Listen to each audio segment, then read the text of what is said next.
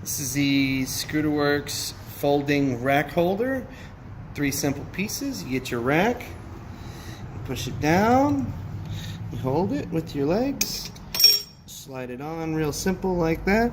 Put your washer on the bottom, hold that, take your screw, your nut, make sure it's on nice and flat so you don't cross thread it, and tighten it up. And there you have it. Nice flat rack for whatever you want to put on. Real easy to take on and off. This even works on non-2-bar racks, so you can put it on sideways, just like so.